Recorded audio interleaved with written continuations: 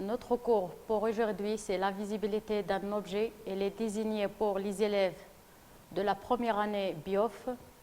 Elle entre dans la partie 3 de la physique, l'optique.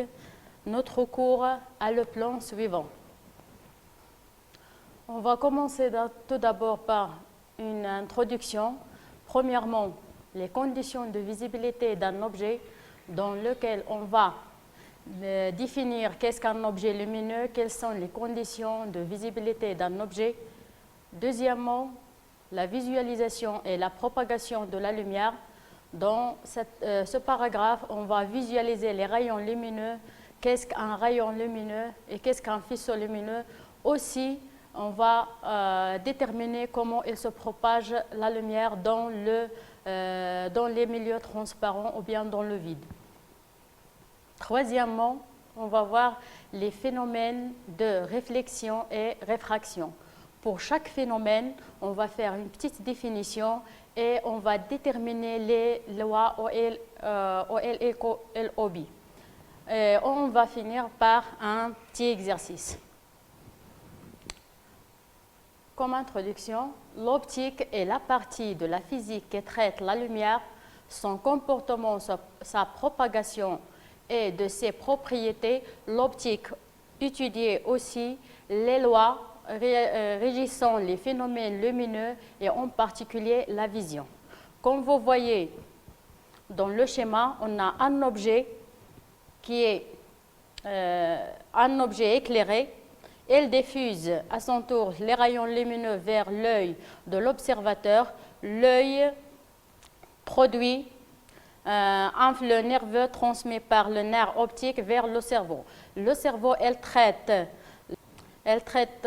les données pour qu'on puisse voir cet objet. Donc, la lumière est l'agent qui nous permet de voir. Maintenant, quelles sont les conditions de visibilité d'un objet? Mais d'abord, on va définir qu'est-ce qu'un objet lumineux. Un objet lumineux est un objet qui émet de la lumière. On peut distinguer entre deux types. Les objets lumineux qui produisent leur propre lumière, comme exemple ici le soleil, les flammes de bougie et la lampe, on les appelle sources primaires. Et les objets lumineux qui diffusent la lumière, ça veut dire qu'ils ne sont pas visibles que si ils sont éclairés, on les appelle sources secondaires. Exemple, planètes, arbres, livres, etc. D'accord? Voyons cette figure-là. On a ici le soleil qui produit la lumière comme une source primaire. Ces lumières arrivent à l'arbre. L'arbre, à son tour, elle reçoit et elle diffuse la lumière. Donc, l'arbre ici, c'est une source secondaire. Seulement, les rayons qui arrivent à l'œil de l'observateur ne permettent de voir l'arbre. Maintenant, quelles sont les conditions de visibilité d'un objet? Pour arriver à déterminer ces conditions, on va faire deux situations. La situation numéro 1, lorsqu'un observateur se trouve dans une pièce obscure, ça veut dire qu'il n'est pas éclairé, il ne voit rien. Donc, pour pouvoir distinguer les objets présents autour de lui, effectivement, il doit allumer de la lumière. Donc, on peut conclure que la visibilité d'un objet nécessite de la lumière. Passons à la situation numéro 2. Lorsqu'on place un objet et une bougie allumée dans une boîte de carton fermée, on ne voit pas l'objet malgré qu'il est éclairé. D'accord? La lumière émise par l'objet éclairé ne peut pas traverser les plaques de carton opaques pour arriver à l'œil de l'observateur. Dans la situation numéro 2, malgré que l'objet est éclairé, on ne peut pas le voir. Pourquoi? Parce que la lumière émise par l'objet n'arrive pas à l'œil de l'observateur. Donc, la visibilité d'un objet nécessite que la lumière provenant de cet objet arrive dans l'œil. Ça, c'est les deux conditions de visibilité d'un objet. pour conclure, donc, pour voir un objet, elle doit être éclairée, c'est la première condition, et l'œil de l'observateur doit recevoir de la lumière diffusée par cet objet. C'est la deuxième condition. D'accord? Maintenant, arrivons à la visualisation et la propagation de la lumière. Avant ça, on va visualiser un rayon lumineux, mais qu'est-ce qu'un rayon lumineux? Une source de lumière émet en général de la lumière dans plusieurs directions. L'ensemble des rayons de lumière correspondent alors à un faisceau lumineux. Ce dernier peut être présenté par les rayons de lumière qui les délimitent. Ça veut dire quoi? Ici, on a une lampe qui est éclairée, d'accord? Elle nous donne un faisceau de lumière. D'accord? Ce faisceau de lumière, il est délimité par deux rayons.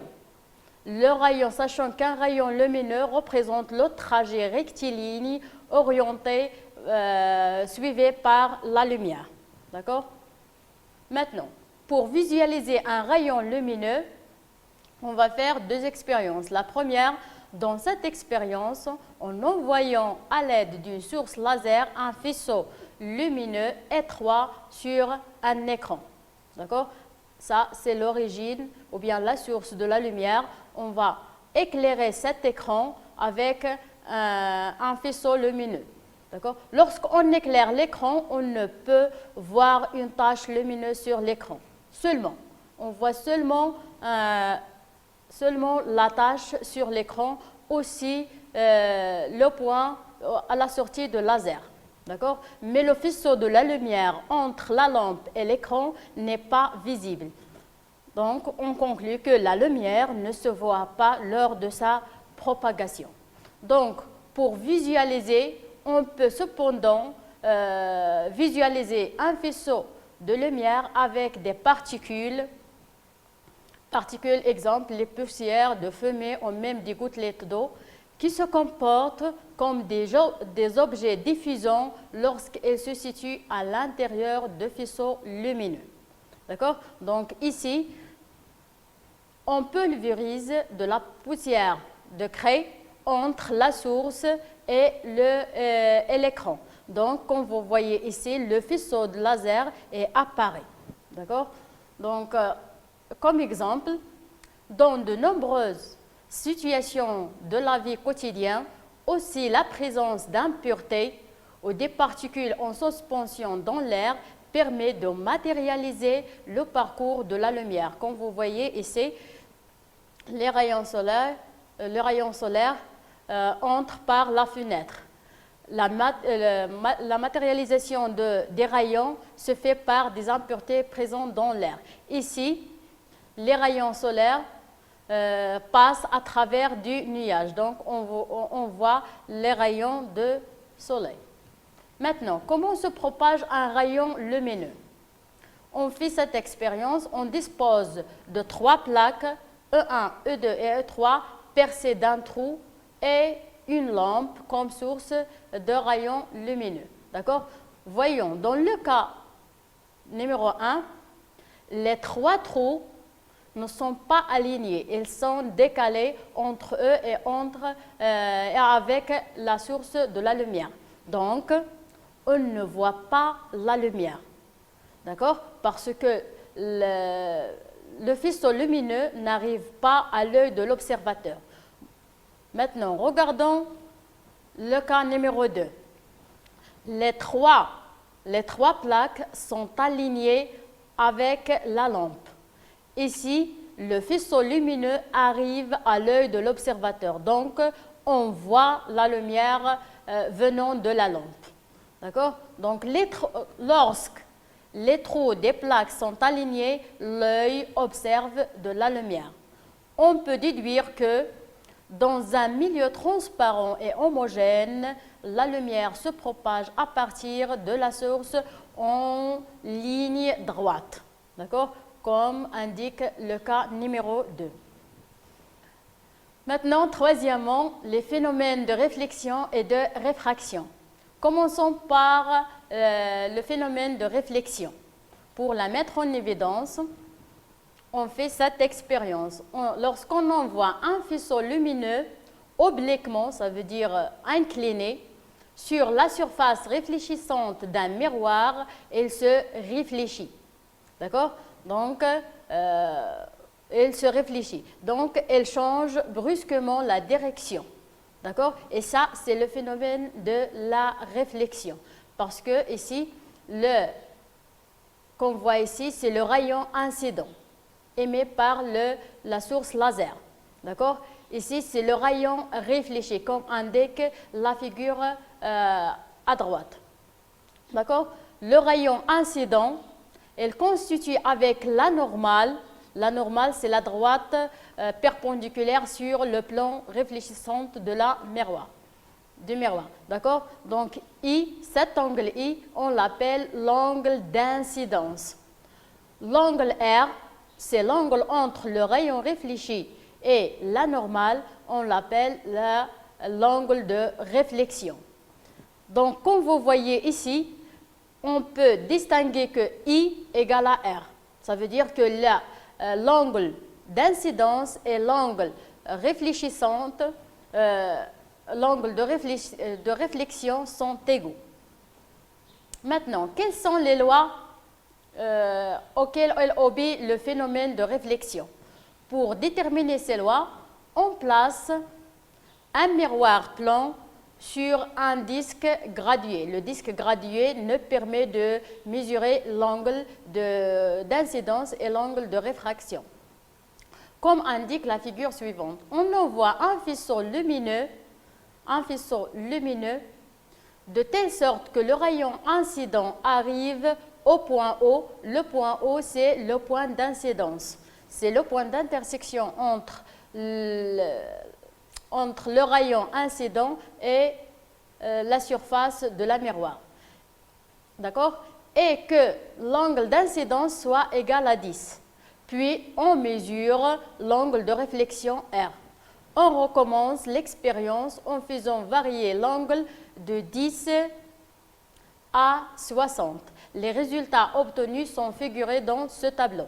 Donc, qu'est-ce qu'on peut conclure à partir de ce tableau? On peut conclure que les deux angles, l'angle d'incidence et l'angle de réflexion, sont égaux. D'accord? Donc, conclusion, la réflexion obéit à des lois appelées les lois de Snell-Descartes. La première loi, c'est que le rayon incident, le rayon réfléchi et la normale au plan réfléchissant se trouvent dans le même plan. La deuxième loi, l'angle d'incidence est égal à l'angle de réflexion, I égale à R. Maintenant, passons au phénomène de réfraction. Pour la mettre en évidence, on immerge partiellement un crayon dans un verre d'eau. Le crayon semble être brisé au niveau de la surface libre de l'eau, la surface de contact entre l'eau et l'air. Cette expérience illustre le phénomène de réfraction de la lumière. Donc, pour définir le phénomène de réfraction, on appelle réfraction de la lumière le changement de direction qu'il subit lorsqu'elle traverse la surface de séparation entre deux milieux transparents. D'accord? Maintenant, on fait cette expérience pour déterminer les lois auxquelles elle obéit le phénomène de réfraction. On fait cette expérience pour déterminer les lois auxquelles elle obéit la réfraction d'un faisceau lumineux en passant d'un milieu qui est l'air à un autre milieu qui est le plexiglas d'un indice de réfraction 1,5. On envoie à l'aide d'une source laser un faisceau lumineux sur un demi-disque, ça c'est le demi-disque en plexiglas d'indice de réfraction 1,5 que l'on place sur un disque gradué. Comme on a déjà dit, le disque gradué nous permet de mesurer la valeur de l'angle.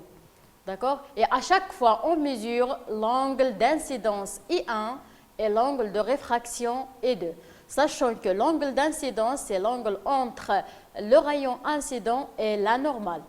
L'angle de réfraction, aussi, c'est l'angle entre la normale et le rayon réfracté. La figure suivante nous donne deux cas.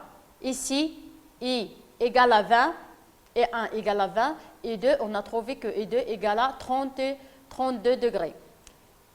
Pour ce cas-là, on a I1 égale à 40 degrés et 2, on a trouvé que I2 égale à 76 degrés. D'accord? Les résultats sont figurés sur ce tableau. Donc, on calcule le sinus de E1, le sinus de l'angle d'incidence et le sinus de l'angle de réfraction.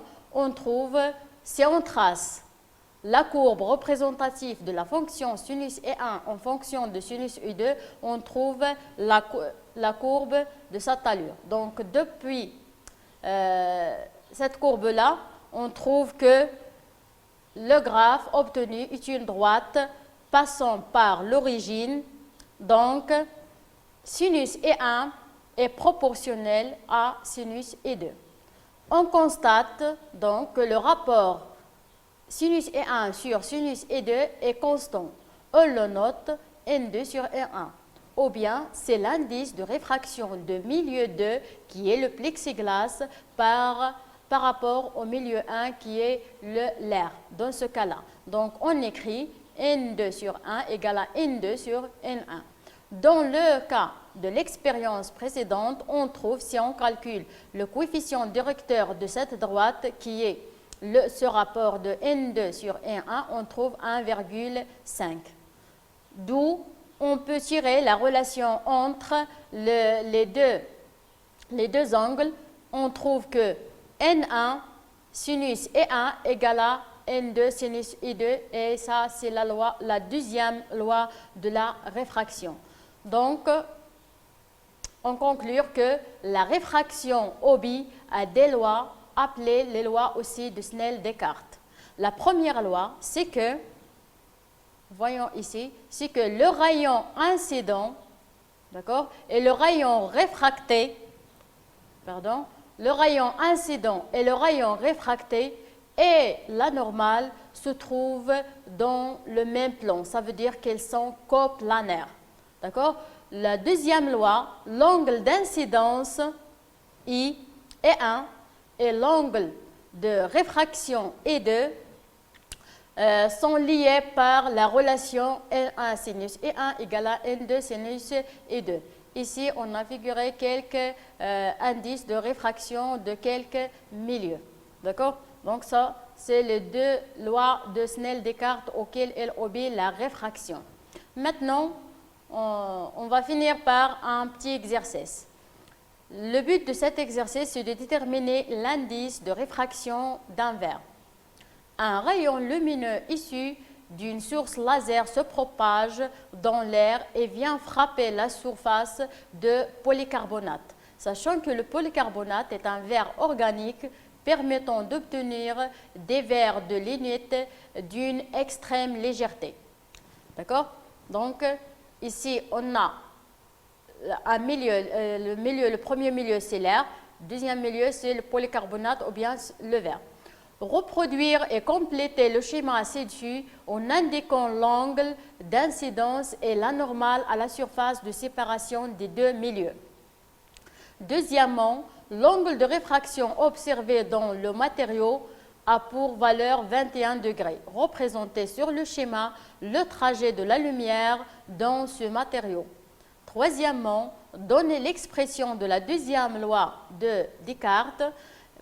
Quatrièmement, exprimer l'indice N2 de matériau et en déduire sa valeur. On passe à la solution. Passons maintenant à la solution. La première question, reproduire et compléter le schéma ci-dessus en indiquant l'angle d'incidence et la normale à la surface de séparation des deux milieux. Donc, on a ici la surface de séparation des deux milieux, ou bien qu'on appelle le dioptre. Le dioptre, d'accord? Donc, pour compléter le schéma, Premièrement, on trace ou bien on dessine avec des pointillés la normale. D'accord? Le rayon incident, elle constitue, comme on a déjà dit, un angle de 35 degrés. Donc, l'angle d'incidence, c'est E1. C'est le 35 degrés. C'est le E1. D'accord? La deuxième question, l'angle de réfraction observé dans ce matériau a pour valeur 21 degrés. On représente sur le schéma le trajet de la lumière dans ce matériau. Donc, pour tracer l'angle de réfraction, on va le tracer à partir de la normale. La normale ici, donc, l'angle de réfraction, elle constitue un angle, comme on a déjà dit dans le texte d'exercice, 21 degrés. Donc, on va mesurer ici 21 degrés, c'est l'angle de réfraction qu'on appelle I2. D'accord? Donc, ici, comme vous voyez, la normale, le rayon incident, le rayon réfracté, elles sont coplanaires. Ça veut dire elles appartiennent au même plan. D'accord? La troisième question, donnez l'expression de la deuxième loi de Descartes. Donc, la deuxième loi de Descartes, l'expression de la deuxième loi de Descartes et la deuxième loi de Descartes nous a dit que elle parle de la proportionnalité entre l'angle d'incidence et l'angle de la réfraction. On a N1 sinus E1 égale à N2 sinus E2. Pardon, sinus E2. Ça, c'est la deuxième loi de Descartes. Sachant que le premier loi, comme on a déjà dit que le rayon incident, le rayon réfracté et la normale sont coplanaires. Maintenant, quatrièmement, on exprime l'indice N2 de matériau et on déduit sa valeur. Donc, depuis la deuxième loi de Descartes, on peut tirer l'expression de l'indice de réfraction de milieu N2. Ça, N1. Pour le milieu N1, c'est l'air. Donc, N2, depuis cette relation-là, on peut tirer N2 égale à N1 sinus E1 sur sinus I2. Donc, application numérique, on trouve N2, N1. On a dit que N1, c'est l'indice de réfraction de l'air, c'est 1. Sinus de E1, sinus de l'angle d'incidence, donc sinus l'angle 35 sur le sinus de l'angle de réfraction 21. Égal, et on va terminer. 1 N2 est donc égale 1,6. Elle n'a pas d'unité. D'accord?